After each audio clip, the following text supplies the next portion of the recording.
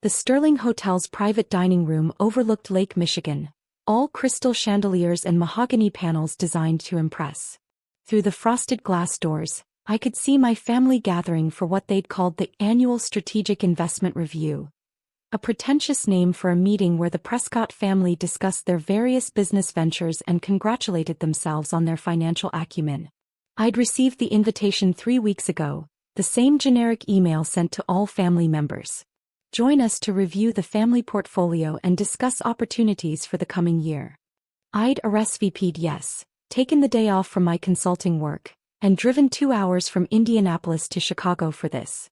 Now my father, Richard Prescott, stood in the doorway wearing a suit that cost more than most people's monthly rent, his hand raised like a traffic cop.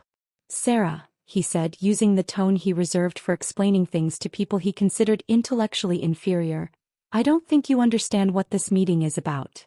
"The family portfolio," I said calmly. "Investment strategies. Annual review." "Yes, but this is for family members who've actually contributed something to discuss." He adjusted his cufflinks, a nervous habit that betrayed his discomfort. "You don't have any investments to review." Behind him I could see my brother Christopher setting up a presentation, his wife Amanda arranging folders at each seat. My sister Victoria was showing my mother something on her tablet, both of them laughing at whatever they were looking at. My Uncle Thomas and Aunt Helen occupied 2 chairs at the head of the table, the family elders presiding over their successful descendants. "I have investments," I said quietly. "Sarah."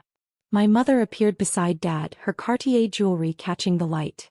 Patricia Prescott had perfected the art of delivering devastating critiques with a sympathetic smile. "We all know about your little consulting business. That's very nice, dear. But this meeting is about substantial holdings. Real investments. Your father has his medical device companies, Christopher has the pharmaceutical ventures, Victoria has her biotech startups.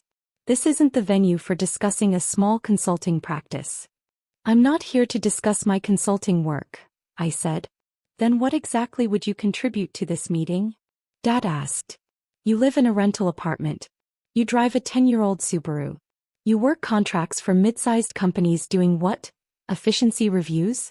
Process optimization." He said these terms like they were quaint hobbies. "That's not the same as building enterprises worth tens of millions of dollars." Through the glass, Christopher was testing his presentation clicker. He'd always loved presentations, loved the performance aspect of business. He caught sight of me in the doorway and frowned, saying something to Amanda that made her look over. "The invitation said this was for all family members," I pointed out. "It is," Mom said gently. "For family members who've achieved a certain level of success. Who have something meaningful to contribute to the discussion. Sarah, you're 34 years old. You have no significant assets, no major investments, no business holdings. You're still living like you're fresh out of college." "I live simply because I choose to," I said. "You live simply because you have to," Dad corrected. "There's a difference between minimalism and inability. We're not trying to be hurtful, Sarah. We're being practical. This meeting involves discussions of multi-million-dollar investments, market strategies, portfolio diversification. It requires a certain level of expertise and experience that you simply don't have." Christopher had come to the door now, joining our parents. At 37 he'd cultivated the look of a successful healthcare executive. Designer glasses, perfectly tailored suit, expensive watch. "Hey Sarah. Maybe this isn't the best use of your time? We're going to be talking about things like FDA approval timelines, clinical trial results, venture capital rounds. Pretty dry stuff if you're not in the industry." "I understand those topics," I said. "Understanding them and actively working in them are different things," Christopher said, his tone patient in a way that made my jaw clench. "You consult for what manufacturing companies? Logistics firms? That's not the same as being on the cutting edge of medical innovation." Victoria joined the cluster at the door. At 32 my younger sister had always been the family favorite, the golden child who'd done everything right. Stanford MBA, multiple successful biotech startups, married to another Stanford MBA. "Sarah, I think what everyone's trying to say is that this meeting is going to be really inside baseball for the medical and pharmaceutical industries. You'd probably be bored. Why don't we grab coffee later instead? Just as sisters." "I want to attend the meeting," I said simply. Dad's patience evaporated. Sarah, this is for successful family members. People who've built something. People who have real stakes in real companies. You're a consultant. That's fine, that's respectable, but it's not the same thing. This isn't your world. Not failures, Mom added, her smile somehow making the words even more cutting. We're not saying you're a failure, dear. You're just on a different path. A smaller path. There's no shame in that. I have investments to discuss, I said again, keeping my voice level despite the anger building in my chest. What investments? Christopher asked, and I could hear the condescension. Do you own stock in the consulting firm you work for? That's not really what this meeting is about, Sarah. I don't work for a consulting firm, I said. I own one. But that's not what I'm here to discuss. You own a consulting firm? Victoria's eyebrows rose. Since when? 6 years ago. A one-person consulting firm isn't really, Christopher started.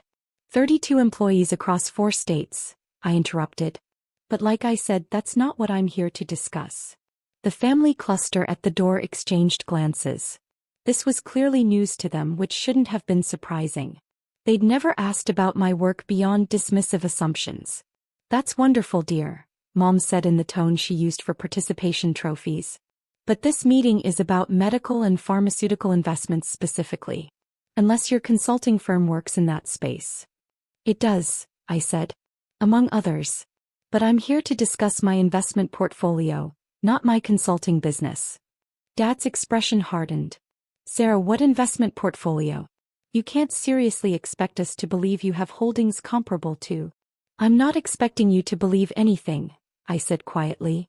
I'm telling you I was invited to this meeting, I have investments to discuss and I'd like to participate. This is ridiculous, Dad said, his voice rising. Thomas, Helen, can you please explain to Sarah that this meeting has prerequisites? That you can't just walk in claiming to have investments without any evidence of capability or success. Uncle Thomas appeared in the doorway. At 68 he was the family patriarch, the one who'd built the initial Prescott fortune through medical device patents. Sarah, your father makes a valid point. This meeting involves very substantial sums and very complex strategies. We're talking about portfolio values in the hundreds of millions of dollars. I'm not sure what you think you have to contribute to that discussion. My phone vibrated in my pocket. I ignored it. I'd like to participate, I said once more. No, Dad said flatly. Sarah, I'm sorry, but no. This meeting is for serious investors only. You're welcome to join us for lunch afterward, but the actual portfolio discussion is not appropriate for someone at your level. High level, I repeated. You know what I mean, Dad said, frustration bleeding through. You're not in the same financial league. You rent an apartment for probably $1,200 a month. You drive a car that's nearly ready for the junkyard. You work as a consultant for companies we've never heard of. That's fine, that's your choice, but don't pretend you belong in a room where we're discussing 8-figure investments. My phone vibrated again. Then again. Someone was persistent. I'm going to ask one more time, I said. May I attend this meeting? No, Mom said, her smile gone now. Sarah, you're embarrassing yourself. You're embarrassing us. Please just accept that this isn't for you and leave gracefully. Fine, I said.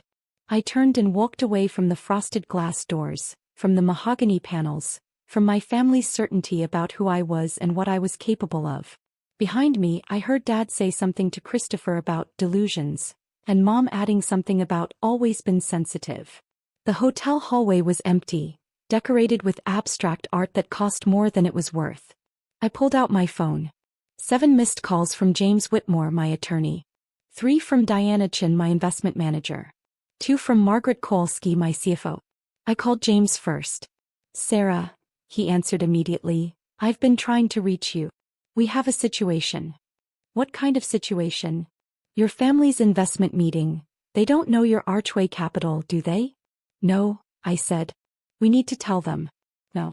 Before they say something or make a decision that can't be walked back. What happened? Richard Prescott just sent out an email announcing a major restructuring of Prescott Medical Devices. He's planning to take on significant debt to fund expansion, using the company's existing revenue as collateral. He's presenting this to the family meeting right now as a done deal.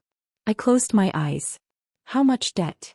$180 million. The problem is Archway Capital holds their existing debt, $220 million worth. Under the terms of that debt agreement, taking on additional senior debt without noteholder approval constitutes a default event, which would trigger immediate repayment requirements, I finished. Exactly. If Richard announces this restructuring and you're forced to call the debt, Prescott Medical Devices goes into bankruptcy. Your family loses everything. My phone buzzed with an incoming call. Diana Chin. James, hold on. I switched lines. Diana. Please tell me you're stopping this, Diana said without preamble. Christopher Prescott just sent out a press release announcing a merger between his pharmaceutical company and a European competitor. The merger involves liquidating his preferred shares to fund the deal, preferred shares that Archway Capital owns 70% of. He can't liquidate without majority shareholder approval, I said. I know that. You know that. Christopher apparently doesn't know that. Or he doesn't know Archway Capital is you. Either way, if this goes public, the merger falls apart, his company loses credibility and all shareholders lose money. Including you. How much money? Your position would lose approximately $90 million in value, maybe more. My third line showed Margaret calling. Diana, I need to call you back. I switched lines. Margaret. Victoria Prescott Strand is presenting a biotech investment opportunity to the family meeting, Margaret said, her accountant's voice crisp with concern. She's asking family members to invest $50 million in a clinical trial for a gene therapy treatment. She's describing it as low risk, high reward. And it's not. The trial has a 12% chance of success according to industry standards. It's high risk, potential high reward. But here's the problem. She's positioning this as a family-only opportunity, excluding outside investors. Under SEC regulations, if Archway Capital has information about this investment, which we do because we're a major investor in 3 competing gene therapy companies, and we don't disclose that information when other family members are making investment decisions, we're potentially liable for securities fraud. You're telling me I need to tell them who I am, I said. I'm telling you that this entire meeting is a legal and financial minefield, and the only way out is full disclosure. Immediately. Through the walls, I could hear the murmur of voices from the private dining room. My family, making decisions about investments I'd been funding for years without their knowledge. My family who just turned me away from their meeting because I wasn't successful enough to participate. What's the total exposure if I let this all play out? I asked Margaret. Best case, $200 million in losses across your various holdings.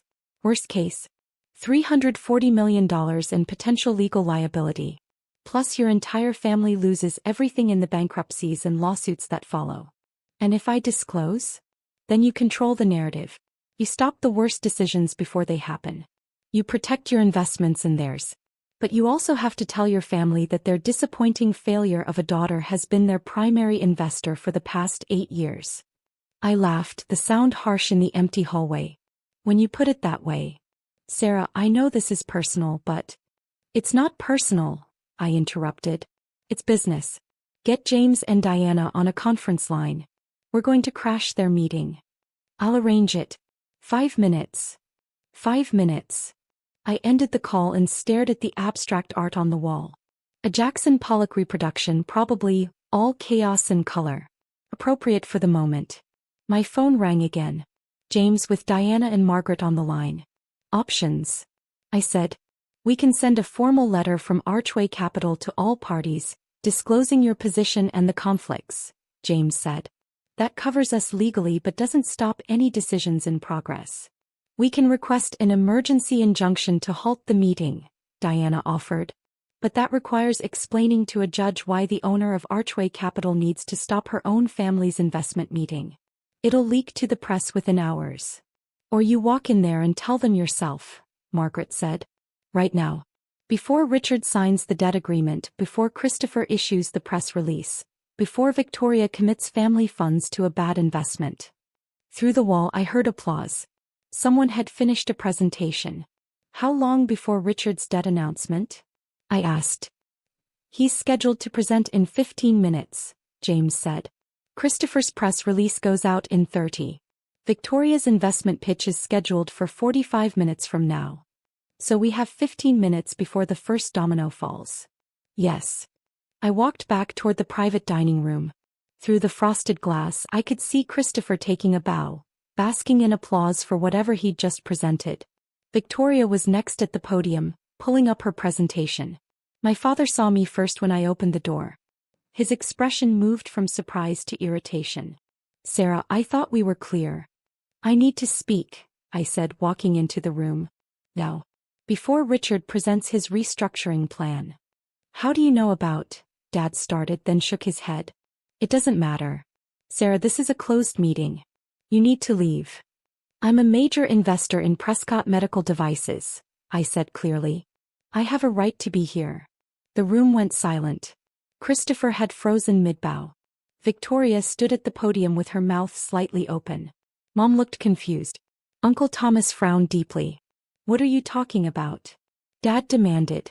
Archway Capital holds $220 million in debt obligations from Prescott Medical Devices, I said.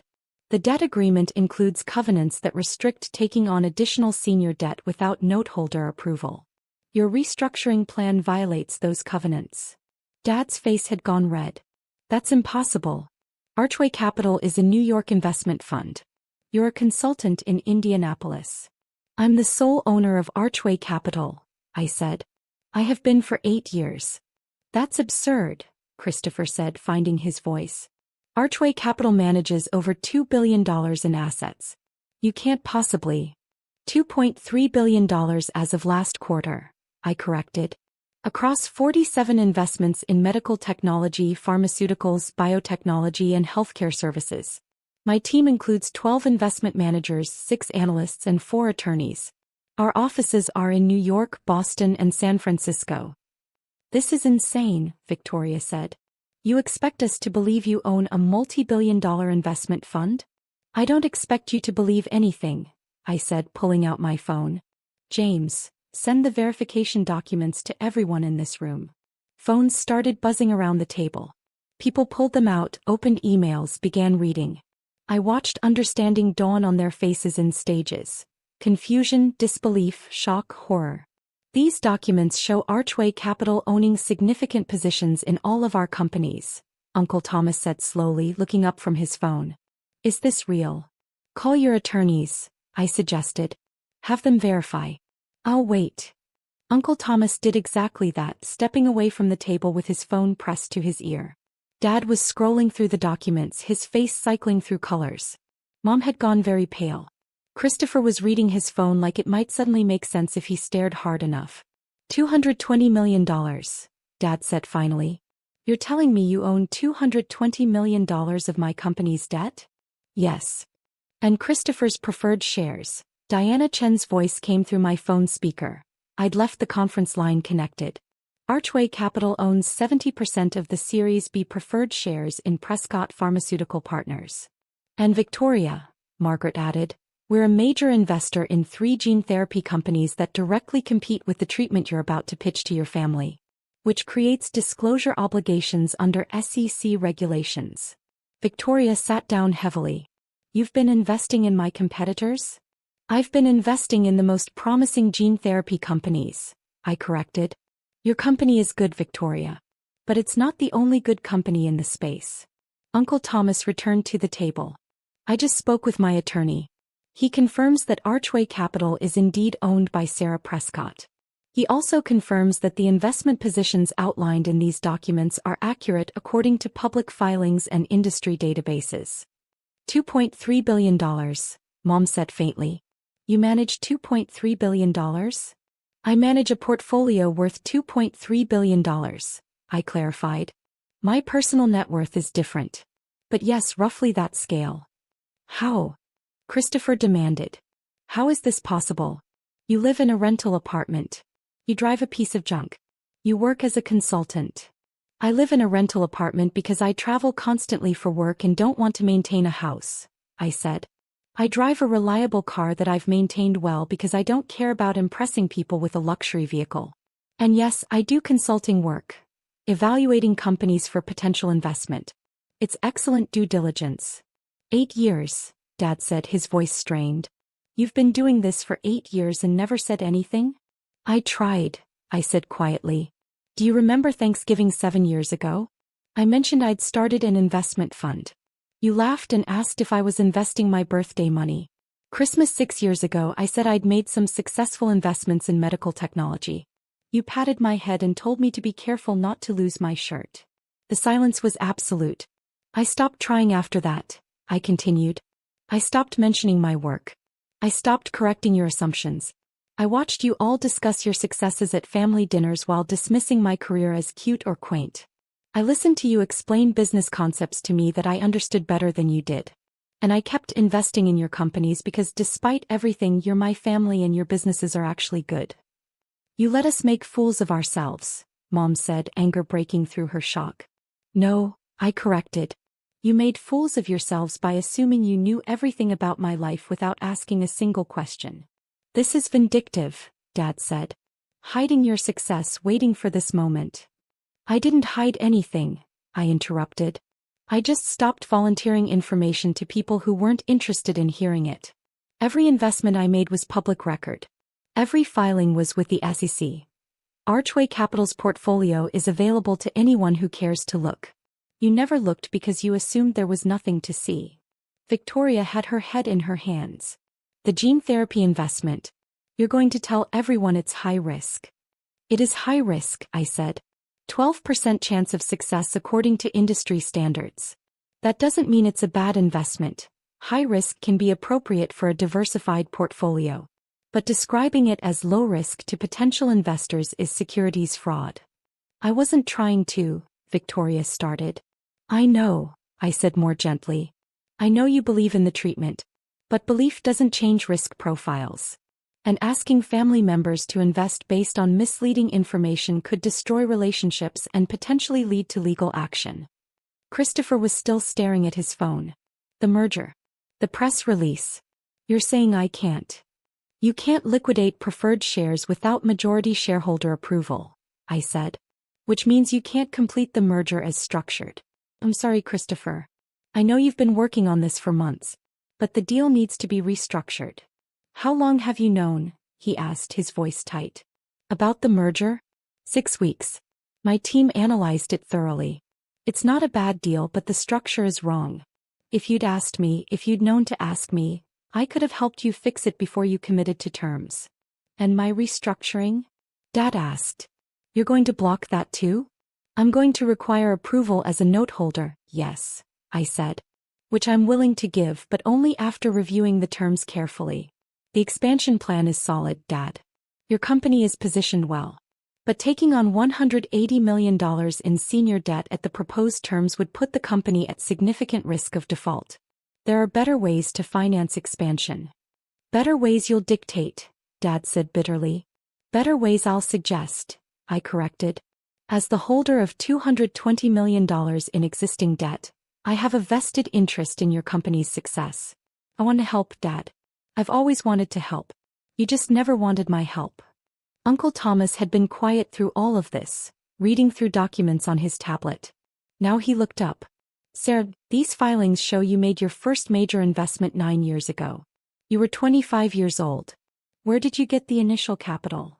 By inheritance from Grandpa, I said. The $500,000 he left me when I graduated college. You all told me to invest it conservatively, maybe buy a condo. I invested it in a medical device startup that was looking for angel funding. The company was acquired 3 years later for $47 million. My stake was worth $8.2 million. Grandpa John's money, Mom said slowly. You turned $500,000 into $8 million? That was the first investment, I said. I've made 183 investments since then. 147 were successful, 29 broke even, 7 failed completely. The successful investments included 3 IPOs, 12 acquisitions, and ongoing positions in 47 companies. Total return over 9 years. Approximately 4,600%. The numbers hung in the air like smoke. You're telling me, Christopher said, his voice carefully controlled, that our failure of a sister is actually more successful than all of us combined? I'm not in competition with you, I said. I never was. I'm happy for your successes, proud of what you've built. I've invested in your companies because I believe in you, even when you didn't believe in me. But you let us block you from this meeting, Victoria said. You stood at that door and let us tell you that you weren't successful enough to participate. Yes. Why? I considered the question. Because I wanted to see if anyone would defend me. If anyone would say, wait, Sarah might have something valuable to contribute, let's at least hear her out. No one did. That's not fair, Mom protested. Why not? I asked. You've all known me for 34 years. You've watched me graduate magna cum laude from Northwestern. You've seen me build a consulting business. I've mentioned investments, mentioned success, mentioned work. At what point does it become reasonable to assume I might know what I'm talking about? No one had an answer. The question now, I said, is where we go from here. I'm the major investor in most of your companies. I have significant influence over your business decisions. But I don't want to be an adversary. I want to help. Help like you helped today? Dad asked. By humiliating us? I prevented 3 major financial disasters, I said. Your debt restructuring would have triggered a default that could have bankrupted Prescott Medical Devices. Christopher's merger would have collapsed in lawsuits and regulatory problems. Victoria's investment pitch would have exposed the family to securities fraud charges. That's not humiliation, Dad. That's protection. Protection we didn't ask for, he said. No, I agreed. Protection you didn't know you needed because you never asked what I knew or what I could do. Uncle Thomas cleared his throat. I think Sarah has earned a seat at this table. More than earned it. I move that we restructure this meeting to include her full participation, with the understanding that Archway Capital is a major stakeholder in family business decisions going forward. Seconded, Aunt Helen said quietly. She'd been silent through the entire revelation, but now she met my eyes with something that might have been respect. Sarah should have been included from the beginning. We were wrong to exclude her. So we just pretend the last 9 years didn't happen? Christopher asked. We just accept that our little sister is secretly a billionaire and move on? I'm not a billionaire, I said. My fund manages $2.3 billion, but my personal net worth is substantially less. Around $480 million, depending on current valuations. The room absorbed this information with varying expressions of shock. Around $480 million, Victoria repeated. You say it like it's nothing. It's not nothing, I said. But it's also not relevant to whether we can work together as a family. The question isn't how much money I have or how much money you have. The question is whether we can respect each other enough to have honest conversations about business and family and success. You want respect, Dad said slowly. After humiliating us today. I want what I've always wanted, I said. To be seen. To be heard. To be treated like someone whose opinion might have value. I don't need you to celebrate my success or apologize for underestimating me. I just need you to acknowledge that I exist as something other than the disappointing daughter who never lived up to her potential. Mom was crying now, silently, her carefully applied makeup beginning to streak. We got it so wrong, she said. All these years we got it so wrong about you. Yes, I said simply. You did. I don't know how to fix this, she said. Neither do I admitted. But maybe we start by having the meeting we should have had in the first place. The one where everyone gets to participate, where everyone's contributions are valued, where we work together instead of competing for who's most successful. You'd still participate? Christopher asked. After what we said to you? You're my family, I said. I'm angry, yes. I'm hurt. But I'm also pragmatic. I have $300 million invested across your various companies. If you all fail, I lose money. If you succeed, we all benefit. So yes, I'll participate. If you'll actually listen. Uncle Thomas stood. Then let's start over.